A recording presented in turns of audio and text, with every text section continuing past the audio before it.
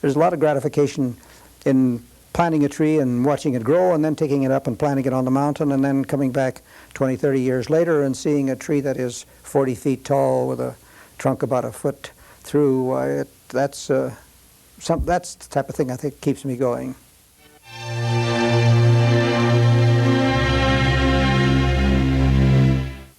When I was born and living my youth in South San Francisco, Sign Hill was a very ugly, barren patch of burned grass with a few eucalyptus trees on it. And over the past 30 years, my father's planted over 30,000 trees on that hill. I talked to my mom about this. We talked about the fact that Daddy did this in prison camp, and in prison camp how he planted things even though the Japanese said he wasn't supposed to, and even though the other people in the prison camp would steal the things that he planted and not share, and all of these things. It just seems that my dad is so stubborn that he's just not going to let anything stand in his way. My mom and I talked about this. We feel that this is what kept Daddy alive in the prison camp. The fact that he was planting things and he was able to plant new life was what gave him hope for the future. Park superintendent who had the visions of making a park on top of Sign Hill, and he bought 2,000 trees and he got the Boy Scouts to go up there and help him plant them. However, they didn't plant them correctly and nothing seemed to work right, and it was a dry year and the rains were late that fall coming, so these trees were all planted improperly. And then in the next year the fires went over the mountain and destroyed all 2,000 of the little trees. So after that, I just started on my own a little bit, thought planting a little tree here and a little tree there. When I originally started planting trees, why, I knew nothing about the city really or about the sign. I thought, gosh, I ought to plant trees in these ugly concrete structures here. This sign was put up there in 1928.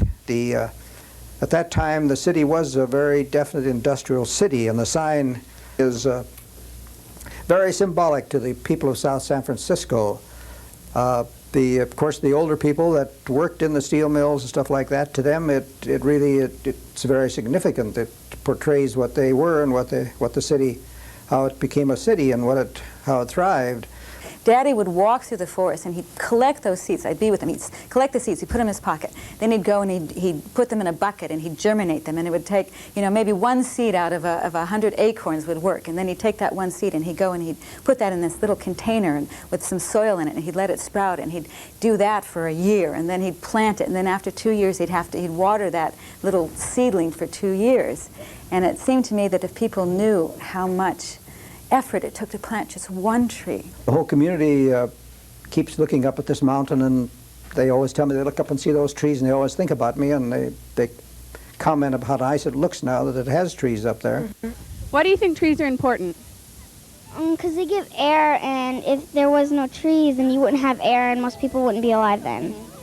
Greenhouse effect is naturally where we have too much carbon dioxide in the air. It's just like your car, when you have your car parked and the light rays come into your car, but they're broken up into heat waves, and the heat waves are too big for them to get back out again, so then you have the same type of effect in your car when it's parked out in the sun. But if we can plant enough trees, then we're going to prevent that. It's fascinating to watch if you see it from the very beginning where there were no trees to now where you have a complete ecosystem that sort of feeds itself. It's really nice. At the first, this was grazing land, and you can tell by the ruts on the hill, and so it was basically grass that was burnt every year. So now we're establishing forest again and hope that we're in somewhere close to what it was naturally.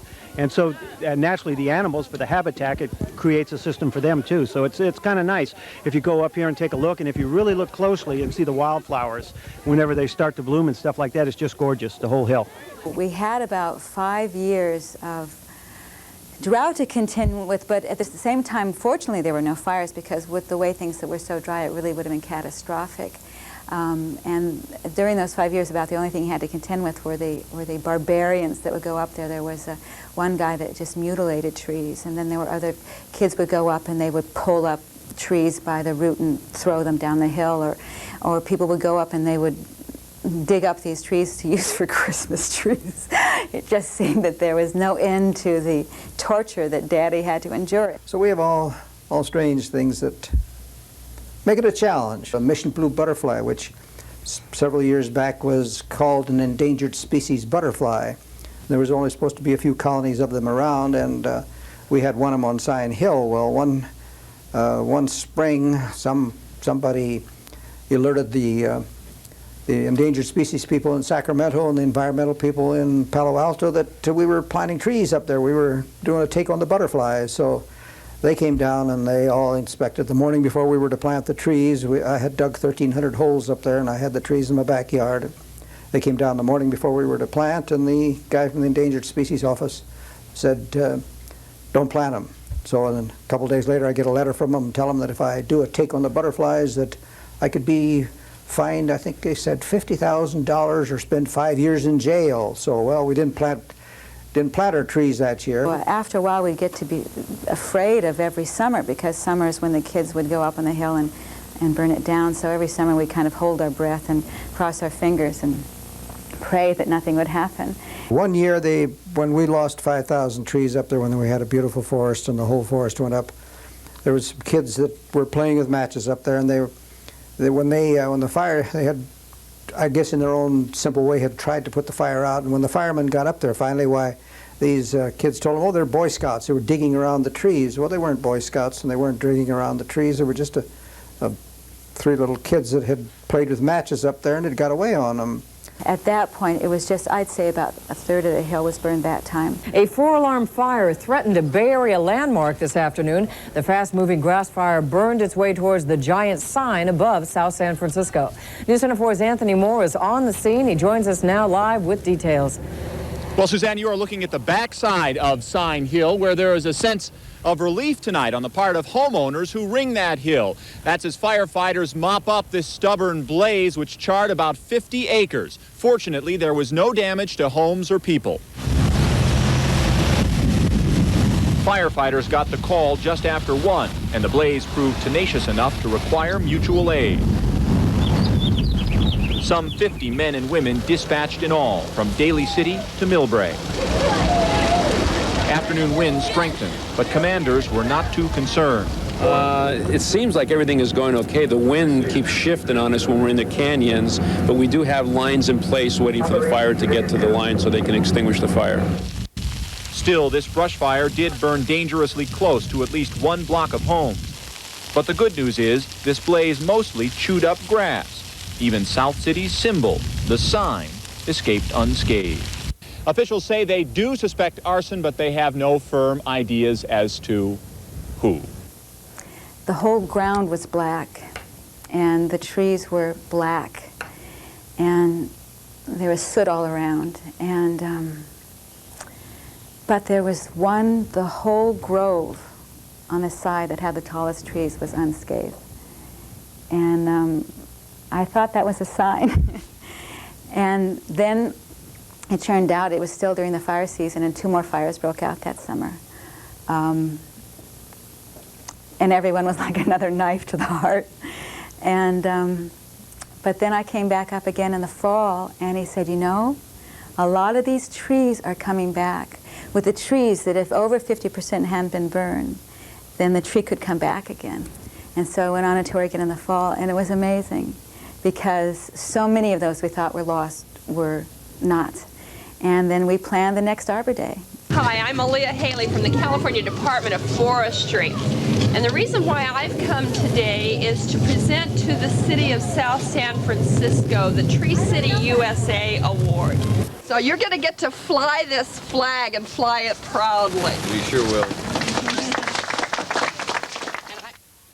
On Arbor Day, we have a tree planting operation where we invite the city to come up and plant the trees. That's what we've been planting them the last 4 or 5 years. Usually the mayor and some of the state legislators come out and help us with our little program, and then we sent the people up the slopes to plant the trees, and we've had good luck with that. We've had anywhere from 25 to 75 people show up for this Arbor Day tree planting, and they go up there, and in just an hour or two, we've got 400 or 500 little trees planted. So it's worked out real well. Should we call Grandpa Al the Tree Fairy? No. Is he like the Easter Bunny, but he brings trees?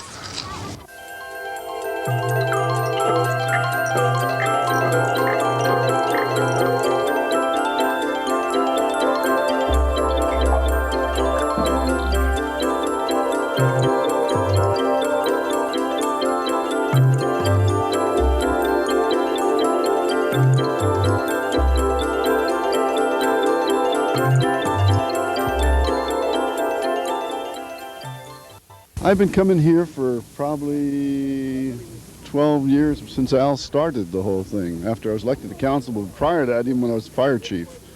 We were on different sides at that time. Different sides of what? Well, he was putting the trees up, and my crew kept trying to burn them down somehow. Before Al got started, we had little grass fires. Then now, when Al got through, then we got forest fires. No, the difficulty was knowing the firefighters identify where the trees were. It's difficult when you get a fire on a mountain like this or a hill to, what are the trees? The difference between a bush and a tree. Once a tree gets 4 or 5 feet, then you can identify them and then you can protect them. But there was lack of water. Through Al, we ended up with a tank and a pump and some small hoses that we never had before. So it's a lot easier now. And this is our first time, and we hiked all the way up to the Christmas tree up there, and she fell a couple times, and it was a lot of fun. I think we'll come back next year. It was a great experience. It's good for the environment, good for our children, good for the people in South San Francisco, and anybody else who wishes to go through our trails and our parks. Even though we do have a lot of setbacks, why the first few times when the hill burned and we lost 5,000 trees with one match, why I felt like I wanted to go out and sort of tear up the world a little bit. But at this point in my life, why when the hill burns, I just look at it and think, well, nothing I can do about it. And I always remember, well, I've got some more trees in my backyard, so I'll take them up and plant them. But I don't intend to give up. As long as I am capable of climbing up the mountain and handling a shovel, why I'll be working at it. What he's doing now keeps him alive and keeps him healthy. He's healthier than men 50 years younger than he is, because he's really got a mission. He's got this mission. He has this dream of seeing a forest on that hill, and he's convinced he's going to live until he sees it. And I'm convinced he's going to live to be 125, and he might have to if the hill keeps burning down, but I hope not.